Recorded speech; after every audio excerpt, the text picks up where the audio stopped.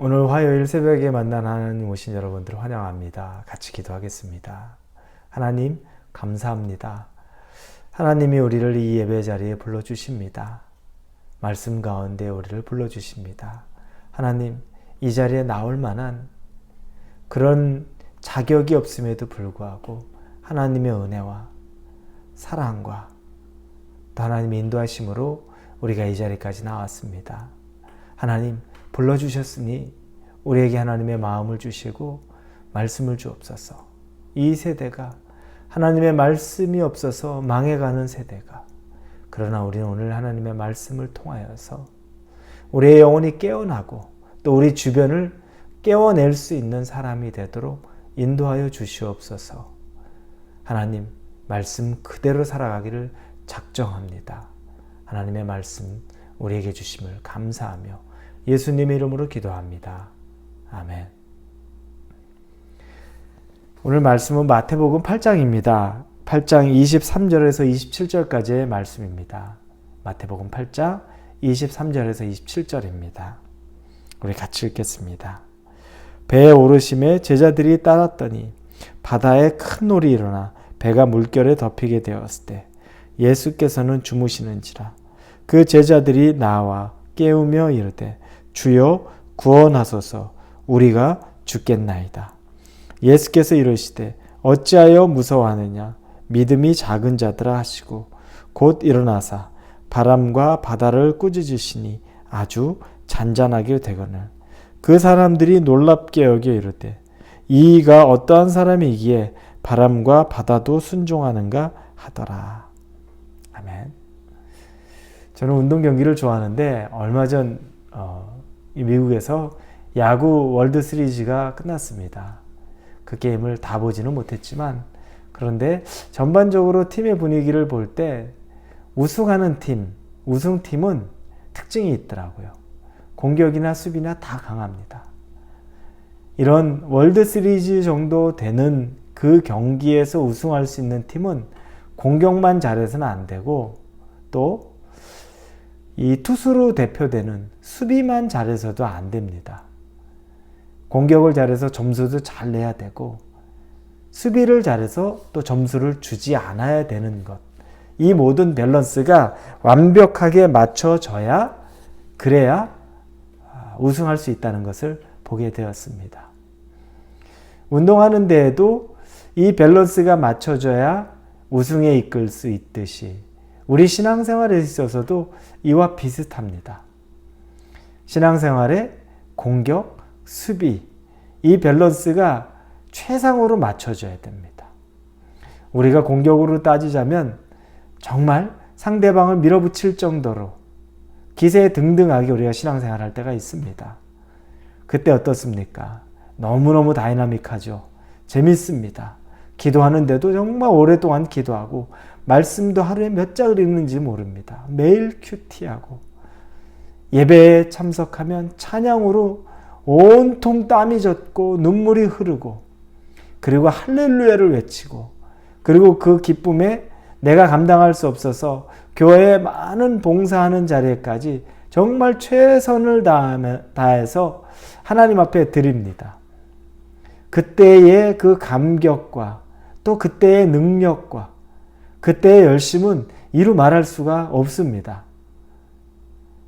생각만 해도 정말 온 세상의 힘을 내가 다 가졌고, 그리고 실질적으로 신앙생활 하는데도 내 앞에서 아주 다이나믹한 간증들이 매일매일 순간순간 생겨나는 것들을 경험하는 시간입니다.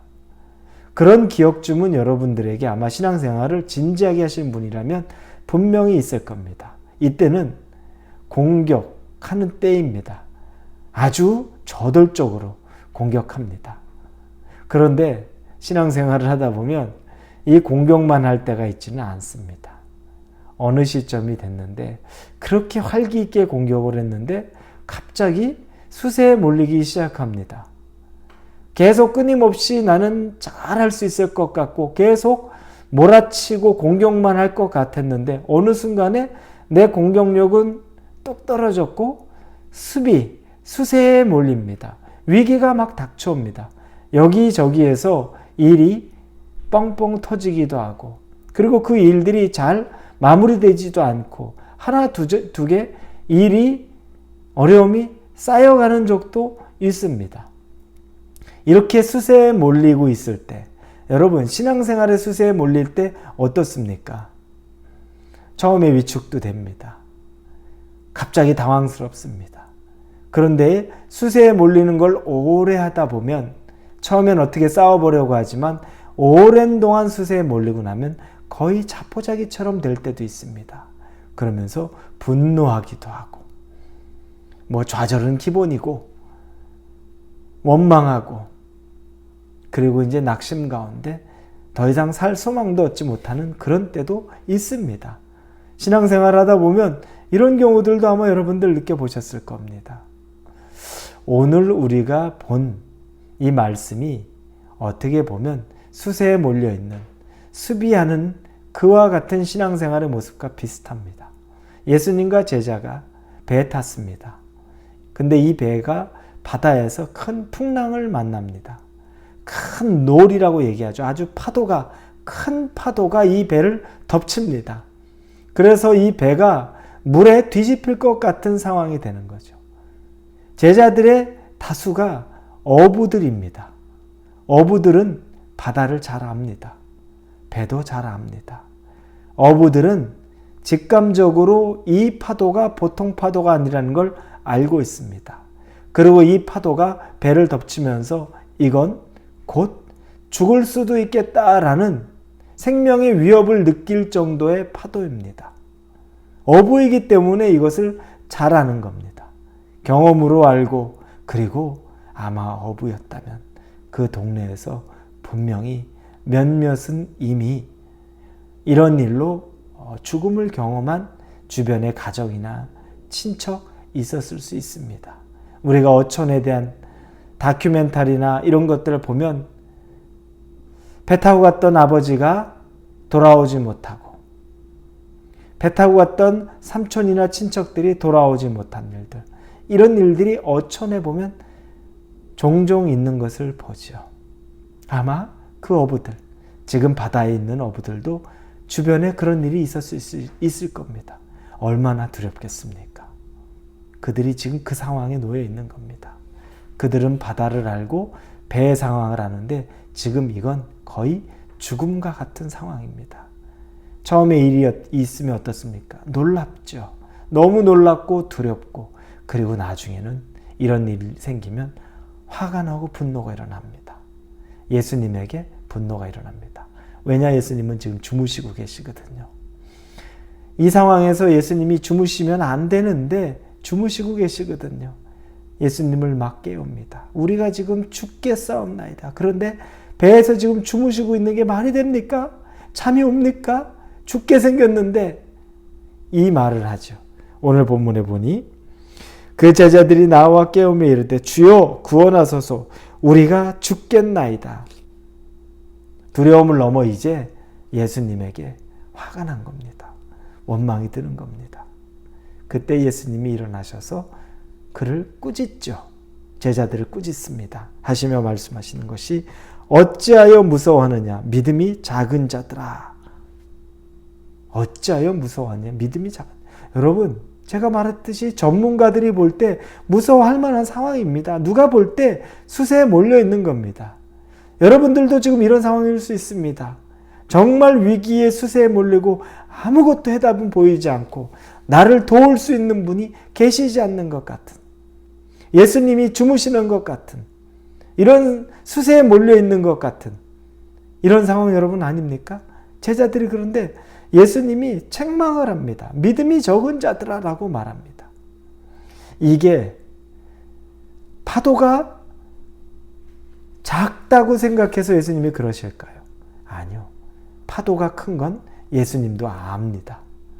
그런데 그거보다 더 중요한 것이 파도보다 더 큰 분이 예수님, 당신인데 당신이 지금 그들과 함께 있다는 것을 잊고 있는 제자들에게 하시는 책망이라는 겁니다.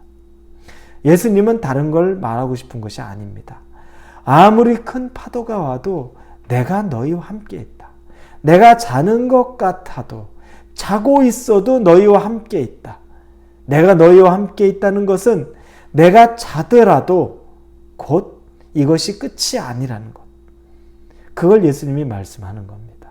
여러분, 여러분이 어려운 상황이 되는데 예수님이 주무시는 것 같습니까?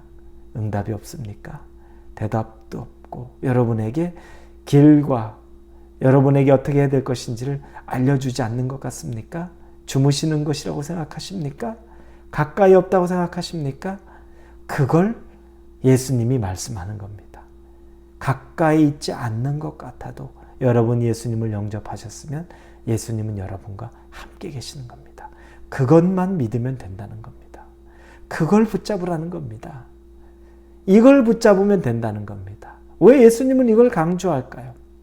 지금 육신으로 예수님이 있으면서도 이걸 가르쳐주는 것은 나중에 예수님이 죽으시고 부활하고 승천하셨죠. 그리고 하늘로 올라가신 이후에는 제자들은 예수님을 더 이상 육신의 모습으로는 볼 수 없습니다. 그 이후에 예수님이 떠난 이후에도 이 제자들이 예수님과 동행하는 법을 훈련시키기를 원하는 겁니다. 여러분, 지금 여러분이 신앙에 수비를 하고 있습니까? 수세에 몰려 있습니까? 여러분의 일이 작다고 말하지 않습니다. 큰 일일 겁니다.